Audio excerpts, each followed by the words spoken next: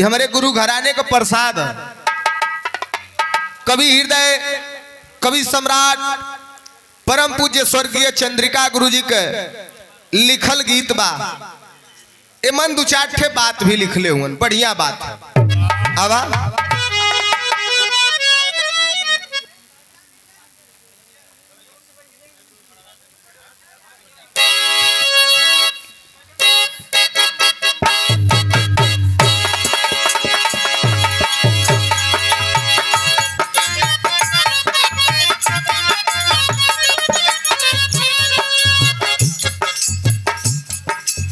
इस season हो कजरी का। कवि जी लिखत हुआ कि कैसे बिरहबा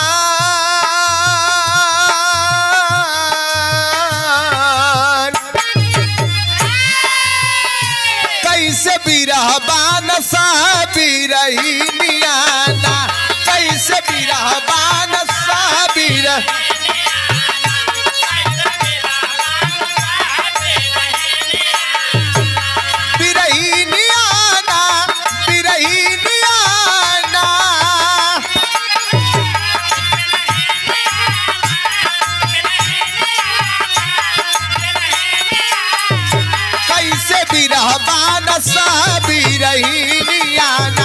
कैसे बिरहबान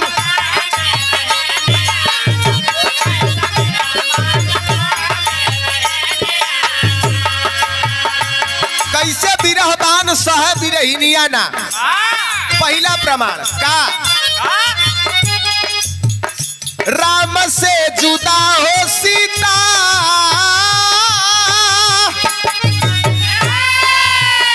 राम से जुदा हो सीता जाके लंका में पुनीता।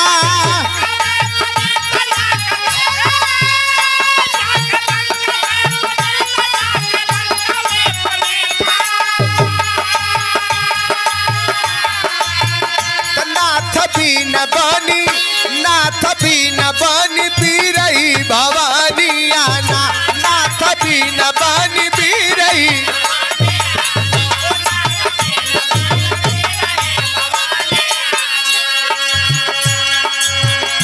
कई माई हट कर गईलिन कि राम के 14 बरस का वनवास और भरत के राजगद्दी वचन दे करके राजा दशरथ जी लाचार होंगे। राम जी जंगल की ओर निकल गईलन और सोने का हरिण जात रहे, वही का हट कर गिलिन सीता जी, जेकरे वजह से रावण सीता माई के पंचवटी से चुरा के लेके चल गए लंका। 14 बरस तक लंका में बीतल। दूसर का कहना का लेके लोटावा में पानी,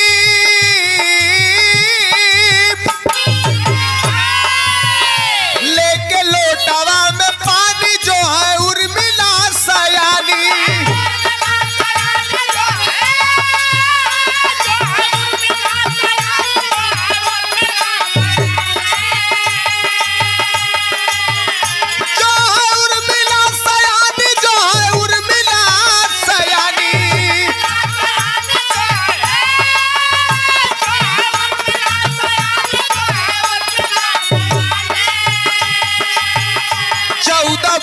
बनी 14 वर्ष बनी बीरही भवानी आना, 14 वर्ष बनी बीरही जोगिनी आना।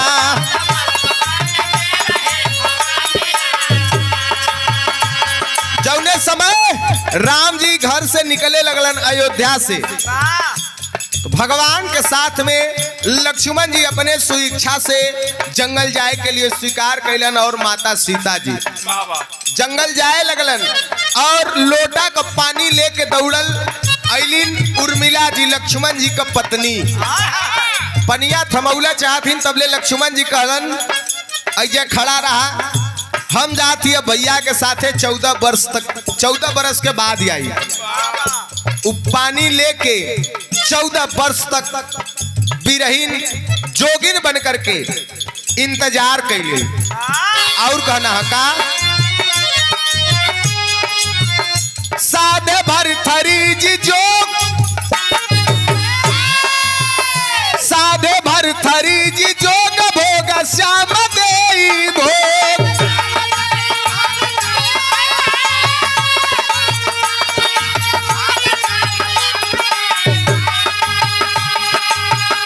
पागल हुआ मनीष भैया, ई जोहत रहलन है, एकर दुकानदारी निकाल नहीं तब पटाई। हाँ कोई बात नहीं, आवाज है ना? अच्छा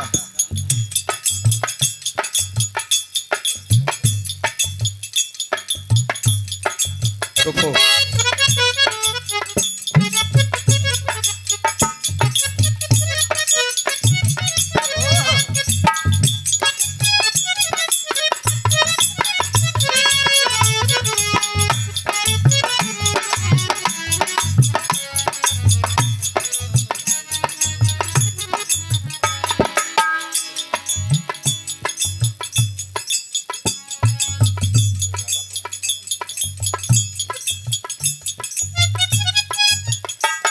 और ये सुंदर पुष्पहार, पुष्प के पंखुड़ियों में गुथा हुआ प्यार दुलार आशीर्वाद और साथ में सदगुरु स्वामी जी का प्रसाद, अंग वस्त्र, गमछा और 501 रुपए का आशीर्वाद देकर के हौसला बढ़ाए हमारे गार्जियन, समाज के श्रृंगार, समाज के धरोहर और समाज के लिए दिन रात चलने का काम करते हैं। आदरणीय आप हमारे प्रधान जी महोदय राकेश यादव प्रधान जी, आपके नाम पे तनी जोरदार ताली बजा दो भैया।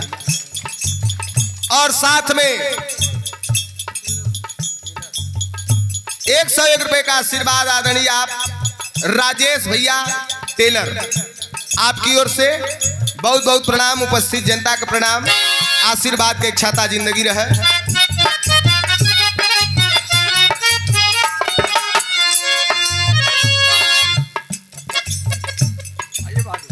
आइए बहादुर।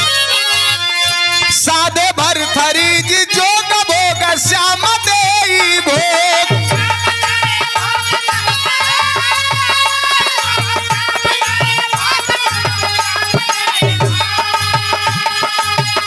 भोग श्याम देई भोग, भोग श्याम देई भोग।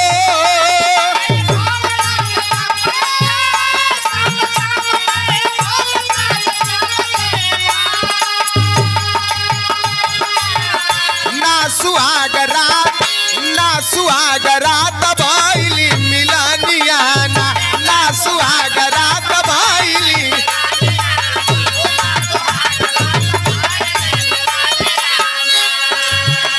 ए भैया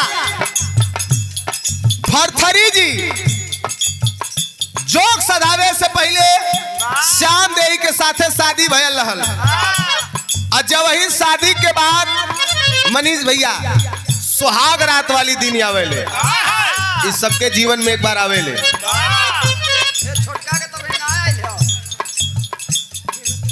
चली मर्दन के ही पसीना होला, तो के ढेर होला। सुहाग रात का जब दिन आयल, तो रात में जब सुहाग रात के कक्ष में गईलन भरथरी जी, और जो वही जौने बिस्तर पे श्याम देई बैठल रही, वही बिस्तर पे जब वही बैठे के लिए भरथरी जी गईला, तबले पार्टी टूट गई। जब पार्टी टूटल तो श्याम देई ताली बजाए के हंस देली। भरथरी के यह बात खटक गई, कलई पार्टी टूटल काहे और तू हंसलू काहे, बताए दा एकर कारण बतावा। श्याम देई कहलिन कि छोड़ा जाए दा, कह नहीं बतावा। तब श्याम देई वहां पर राज खोललिन। राज का खोललिन, अगले जन्म में हम आप पत्नी रहली, लेकिन आप किसान रहला, हम आपका मेहरारू रहली, खेते में आप काम करत रहला, हम आपके खाना लेके जात रहली, तो आप खाना खात रहला।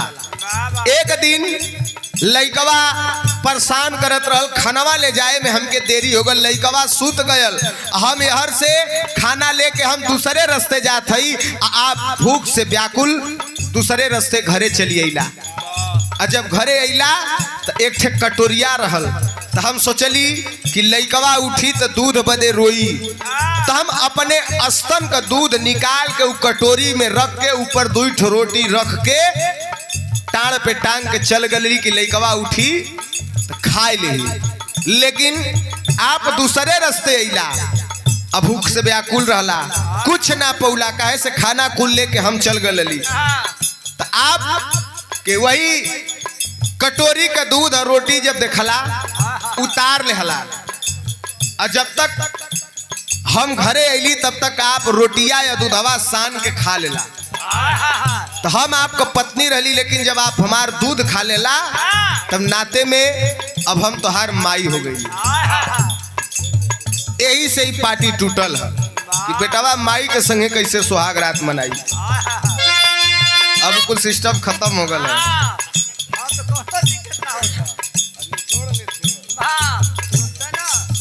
सुहाग रात ना भयल, भरथरी जी वही समय घर से निकल गईलन और जोग रमा लेलन। अंतिम प्रमाण का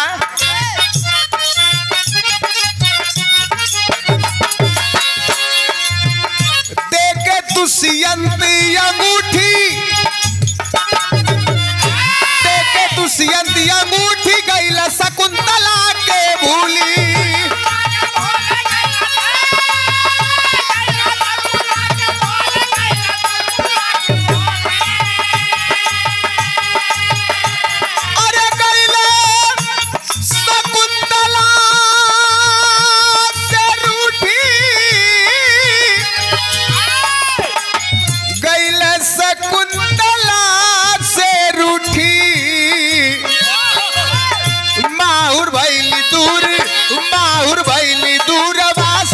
बचानियाना बाहुर भैली दूरवा सके।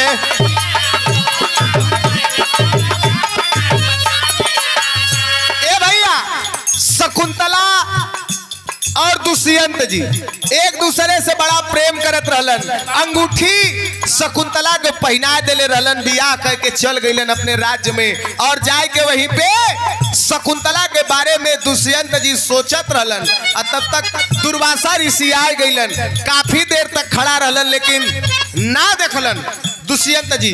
और वही समय दुर्वासा ऋषि श्राप देलन, जिसके याद में आप खोए हो, क्षमा करें।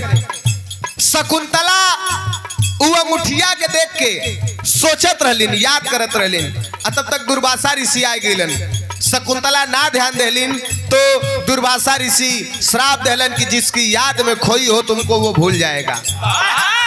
दुष्यंत जी भुला गईलन, कई दिन तक ना अइलन, लेकिन संत रहलन, महात्मा रहलन, जो बोले सोच समझ के बोले। शकुंतला पैर पकड़ के माफी मंगलस कि प्रभु हमसे गलती हो गल, माफ करा। तो वहीं पे एक वरदान भी देहलन कि बेटी तुम्हें भूल जाएगा जरूर, लेकिन उसकी दी हुई कोई वस्तु अगर उसके सामने आएगी तो वो तुरंत याद आ जाएगा। वो अंगूठिया निकाल के पनिया में फेंक देले रहली, नोके एक मछली खा ले रहल। मछली मछुआरा पकड़ के ले जाए के जब कटलस तो वह अंगूठिया निकलल, ले जाए के वही राजा के दिखाए देहलस, याद आ गया। तब गुरु गणेश राम लाल आवे राम देव के ख्याल,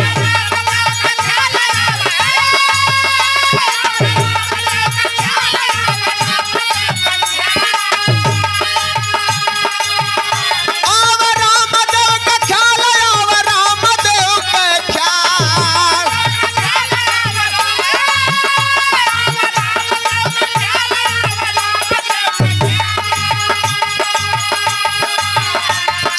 चंद्रहास चमक चंद्रहास के सुंदर लेखनियाना, चमक चंद्रहास के सुंदर, कैसे बिरहवान सा बिरहिनियाना, अरे बिरहिनियाना।